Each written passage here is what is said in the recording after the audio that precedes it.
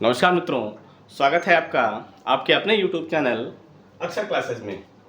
पिछली श्रृंखला को आगे बढ़ाते हुए आज हम लोग देखेंगे दो शब्दों को जो सामान्य अर्थ में एक ही भाव रखते हैं, लेकिन उनमें कुछ विशेष अंतर भी है।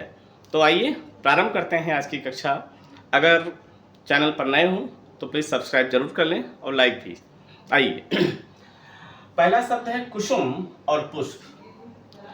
तो हम जानते हैं कि कुसुम और पुष्प जो हैं वो फूल के क्या हैं, समानार्थी हैं। तो फिर इसमें क्या अंतर है, क्या पृथकता है दोनों में? कुछ ना कुछ तो अंतर होना चाहिए। तो कुसुम जो है वो ऐसे फूल के लिए प्रयुक्त होता है जिसमें गंध हो, जिसमें महक है। तो यहाँ पर हम कह सकते हैं कि जो गंध युक्त फूल है उसे हम क्या कहेंगे? उसे हम कहेंगे कुसुम। उसे क्या कहेंगे? कुसुम कहेंगे।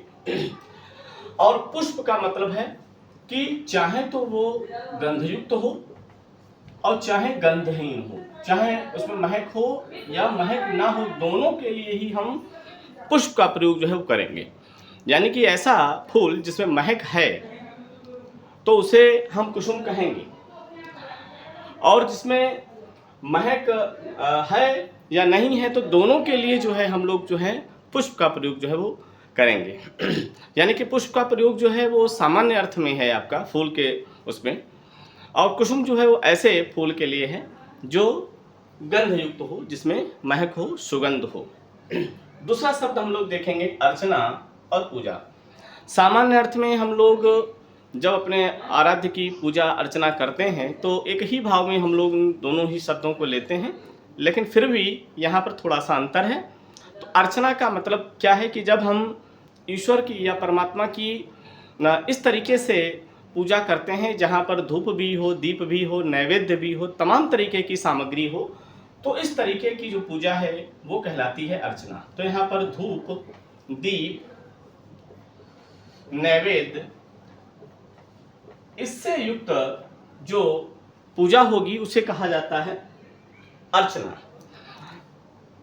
और पूजा का मतलब क्या है आपका? जहां पर सामग्री का अभाव हो, जहां पर सामग्री का अभाव हो, चाहे आपके पास धूप, दीप, नैवेद्य, फल, फूल ये सब नहीं भी हैं, और आप अपने ईश्वर के सानिध्य में बैठे हुए हैं, उनका स्मरण कर रहे हैं, उनका ध्यान कर रहे हैं, तो ये क्या है?